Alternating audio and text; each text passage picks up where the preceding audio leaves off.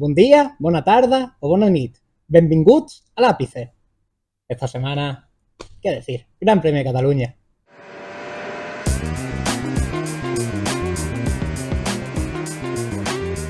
Buenos días tengan todos. Como he dicho en la introducción, este fin de semana vuelve MotoGP a tierras catalanas, más concretamente al circuito de Barcelona-Cataluña. Para esta ocasión, yo ya no sé ni qué decir. Nico Vázquez, aquí al aparato. ¿Qué tal? Pues nada, con muchas ganas de hablar siempre aquí en el ápice. Si es que estamos aquí como en casa, ¿eh? Información rigurosa. Hombre, como siempre, no Expertos. fallamos. No fallamos. Que con ganas de hablar de este circuito que icónico también, a nivel técnico súper completo, es que lo tiene todo. Tiene una recta de las más largas del campeonato, zonas muy fluidas, curvas de altísima velocidad, frenadas muy importantes. Así que yo creo que cuando vayamos a analizar el circuito, más allá de tantos años que lleva el campeonato, vamos a entender el peso que tiene. Sí, lleva tantos años. Se inauguró creo que en el 91, el Campeonato del Mundo no llega allí hasta el 92, que la primera carrera creo que la gana Reini a medio segundo de Duhan. A partir de ahí empezamos a ver un poco... en los 90 fue un poco de Carlos Checa y de Cribillán ese circuito, porque si no recuerdan, en el 95, en su quinta carrera, Carlos Checa impresiona a todos rodando en solitario líder. El único problema es que, claro, luego se cayó y esa carrera la gana Cribillé. Pero claro, el año siguiente, ya Checa, picado de la vida, supongo, con ganas de venganza, en esa carrera hace un carrerón y creo que le saca 7-8 segundos a Duhan, que queda segundo. Hombre, el circuito de Montmeló le volvió ese mal momento, ¿no? Dándole su primera victoria en 500. Y claro, y a partir de ahí se pudo inventar un poco Carlos Checa, que no sé si te acuerdas, cuando lo sube Sito Pons, todo el mundo decía, ¿qué hace subiendo este tío? ¿Este tío qué hace aquí? Pero bueno, luego la carrera. También decir que el que más veces ha ganado en este circuito es Valentino Rossi, ni más ni menos que 10 veces, seguido de Lorenzo, que unas 6 carreras. De la parrilla actual, Marc Márquez y Quartararo, que ahora mismo no viven por su mejor momento, son los dos que han ganado más veces en este circuito. Y de carreras así más icónicas que yo recuerde, bueno, podemos recordar la de 2007, de Stoner contra Rossi contra Pedrosa, que eso es que para mí es creo que mi carrera favorita, porque... A ver, te dejo que diga, porque para mí la más icónica, evidentemente, y todos Claro. estáis pensando en ella. La más icónica viene 2 años después, Eso es. Rossi contra Lorenzo, en 2009. Si alguien está viendo el vídeo y no la ha visto, pues quita el vídeo y vete directamente a verla. ¿Cómo llamaron? ¿Esa carrera era la carrera del siglo? ¿La llamaron así? Sí, porque aquel entonces decían que... me acuerdo también que hubo una en la primera de... No, ya no era la primera, pero fue en 2013 de Silverstone, Sí. que decían que era la más interesante de la era moderna. Claro. Pero bueno, al final, a medida que han ido avanzando las temporadas... Que cada uno diga lo que quiera. También puede ser Laguna Seca, también puede ser... Sí, bueno, cada uno tiene su carrera favorita. Eso es. Y de último, bueno, lo que un poco antecedente de lo que pasó el año pasado, pues podemos ver que ganó allí Quartararo. Pasó un poco el meme de Aleix Espargaró, olvidándose... Yo en el momento digo que no fue meme. Me dio una pena. Ya, me dio una todos. pena.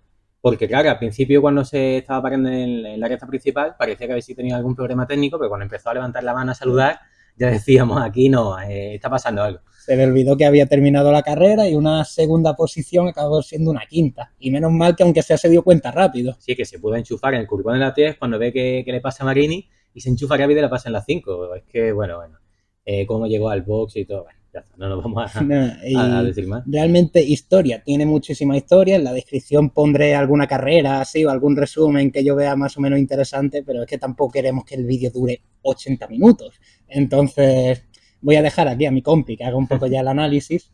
Al análisis técnico. El análisis técnico, es que queremos hacer la pole. Eso ¡La es. pole! ¿Y dónde empezamos? En la línea de meta. Eso es. Bueno, recta principal, como decía, larga, supera ese kilómetro de distancia, 1047 metros. Será de las rectas más largas del campeonato. Sí, ¿no? Lo que decía al principio del vídeo, en ese sentido. Y a medida que el piloto va avanzando en esa recta principal y está a la altura casi final del muro del Pado, hay una elevación en el terreno, por lo tanto baja un poco las revoluciones de la moto y luego ya tenemos ese desnivel que va a dar lugar a llegar a la primera frenada en bajada, la más exigente de todo el circuito por donde venimos, ¿no? Que estamos diciendo. Sí, yo sobre todo me acuerdo de esta frenada de Rossi. Las carreras que hemos dicho antes, en 2007, en 2009, lo que hace Rossi en esta frenada, cómo mantiene el paralelo a Stoner o a Lorenzo. Nesca Lorenzo le hace un exterior, quita la rodilla, la pega para no darse con su moto y tiene una capacidad de frenar tan tarde respecto a los demás que es lo que dice. En este punto se veía muy bien. Y luego, claro, llegamos a una velocidad máxima de 340, evidentemente en sexta, bajamos hasta segunda y frenada tan heavy como digo, ¿por qué? Son 5,8 segundos, 315 metros aproximadamente y una desaceleración máxima de 2G. Entonces, claro, da lugar a lo que digo. Sí. Luego también, punto que me puedas decirle a uno. Punto que te puedo decir, aquí está la lap. Eso es. Y aquí también, claro, antes la escapatoria no estaba asfaltada. Antes, aquí en la primera curva de las carreras, veíamos muchas veces muchas salidas de pista, pero por toques. Porque en la curva se forma un embudo, como prácticamente en casi todas las primeras curvas. Y no sé si se te viene un especial a la cabeza. Hombre, un especial que pasó hace poco, ¿no? No, me remontó a un poco antes. Mateo, sí. ¿No, antes? La clavada de Sete. Bueno. Que eso fue en 2006, ¿no? Si no me equivoco. O 2006 o 2005. Por ahí estamos. Lo que sí me acuerdo que fue a partir de ahí cuando se decidió o se empezó a estudiar el meter los protectores de las manetas de freno. Porque bien la frenada es que bueno, fue un espectáculo. Sí, no me acordaba de eso, me lo has recordado ahora. Sí. Buah, eso fue, claro, lo que tú dices, una zona donde hay que priorizar mucho y tener mucho cuidado a la hora de coger el sitio, en la salida, embudos que se puedan producir. Luego la long lap, la verdad que te hace también perder bastante tiempo. Y luego llegamos a la 1, que como decía, velocidad mínima que se alcanza en el vértice de esta a unos 95 km por hora y tienes que ser muy preciso, ir de línea a línea, muy fluido, porque son continuos cambios de dirección. Salimos de la 1, cambio de dirección a 105 km por hora, hacia izquierda hacia la 2, que pasa a 120 por ella, y de nuevo cambio de dirección hacia el curvón de la 3, que empieza a hacerla a unos 150 km por hora. Claro, y tú piensas en esta curva y quién se te viene a la cabeza. En la zona de curva. Claro, en los cambios de dirección aquí de las primeras curvas. Hombre, a mí se me viene a la cabeza Lorenzo, lo mantequilla, lo preciso que eran los cambios de dirección. No sé si a ti se te había venido algún piloto. A mí se me había venido, bueno, un poco su Nemesis, Márquez. Hombre, también. Lo que hace Márquez también. Estábamos comentando antes. Curva. Eso tal cual, porque tiene una capacidad de jugar con la moto y lanzarla y meterla como quería. Sobre todo en 2014, esa que está luchando con Valentino, con Dani, que lleva un poquito al final de las últimas vueltas y tal. Un espectáculo. Y luego, también decir, tenemos este primer sector que va a acabar aquí, en el cambio de dirección hacia la 10. Muy corto. Eso es. Y por eso también vemos muchas vueltas en sesiones de clasificación donde van en rojo en primer parcial, porque si grabas bien toda esta zona, todavía te queda mucho circuito y hay que ver cómo va a evolucionar tu tiempo de vuelta. Que, claro, de aquí nos sacas todo el tiempo de la vuelta y con clavarla un poco, lo típico que escuchamos en el Rivera, ¡oh, viene haciendo récord! Y luego acaba medio segundo. Pero bueno, eso... Y salimos de la 2, ¿vale? En ese cambio de dirección hacia el curvón de la 10, sube a tercera. Claro, tenemos una curva que es súper bonita, súper larga, muy complicada porque empiezas con máxima inclinación y poco a poco vas levantando la moto, tienes que ser muy fino en esa apertura progresiva que hagas del gas. Y esta curva, la Renault, la zona más donde puedes sacar más el tiempo y sales a más velocidad en la propia salida, porque sale a ciegas, ya las vas lanzando, pasa por esta curva en el ápice a unos 160 y progresivamente vas abriendo, sales al piano exterior hasta llegar a una velocidad máxima en la frenada de la curva Repsol, de la tercera, perdón, de la cuarta, a uno, se me ha ido ahora mismo la cabeza, a unos 240, ¿vale? En la salida como digo, de la T, subes a cuarta y claro, donde el piloto tenga más confianza, aquí, bueno, vemos imágenes también, ¿no? Las derrapadas. Esas cruzadas, brutal. Hay que buscar siempre el compromiso, pues, gestión de goma, no hacer el spinning que no te permita avanzar. Y alguno se quiere divertir en alguna curva. Bueno. Uno dice, esta es la clave. Hombre, Jan Miller en unos libres... Decir, los libres Jan Miller habrá que estar pendiente, es una buena zona. Sí. Y bueno, llegamos a un punto que también una frenada importante, que pueda haber lío en las primeras vueltas, salidas, se puedan cruzar las líneas, porque claro, una curva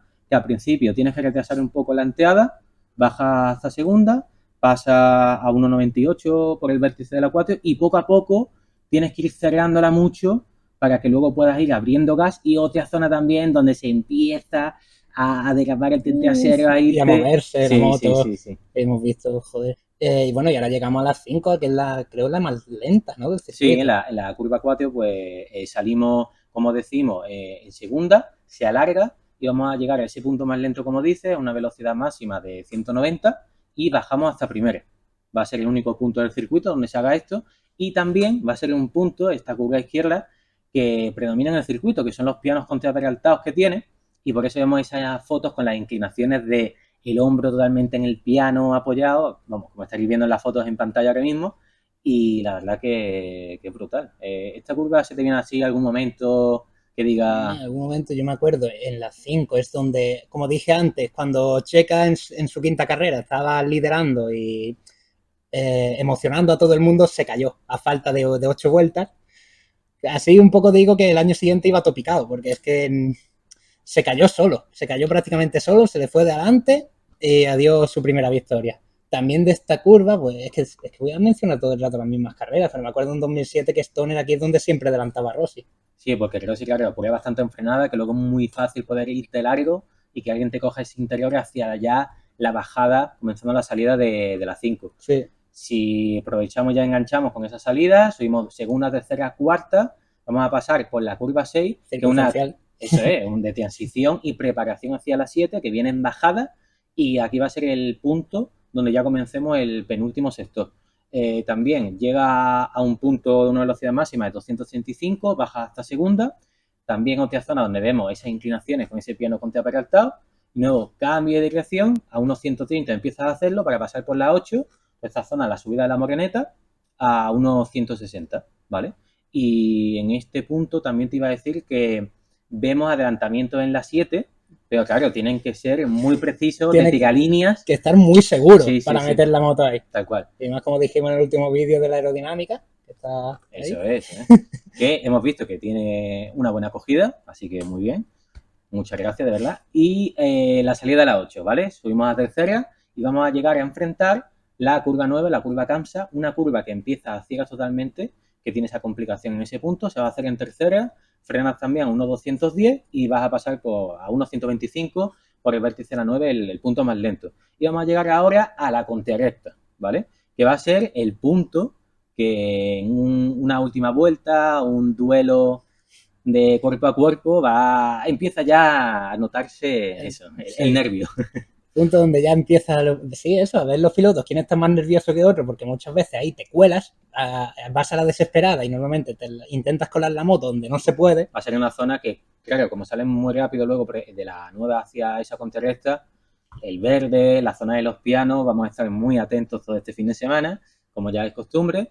En esta contrarrecta llegas a meter cuarta y vamos a llegar a la frenada, que va a ser también la segunda más grave, más fuerte de todo el circuito. En la 7 no lo he dicho, que también era una frenada de unos 4 segundos, aquí van a ser 5 segundos y medio y llega a una velocidad máxima de 270. Baja hasta segunda y aquí comenzamos el último sector. Sí, hemos de decir que ya a partir de aquí, es verdad que hasta el segundo sector más o menos el circuito nunca había variado de trazada, siempre desde el 91 ha tenido la misma.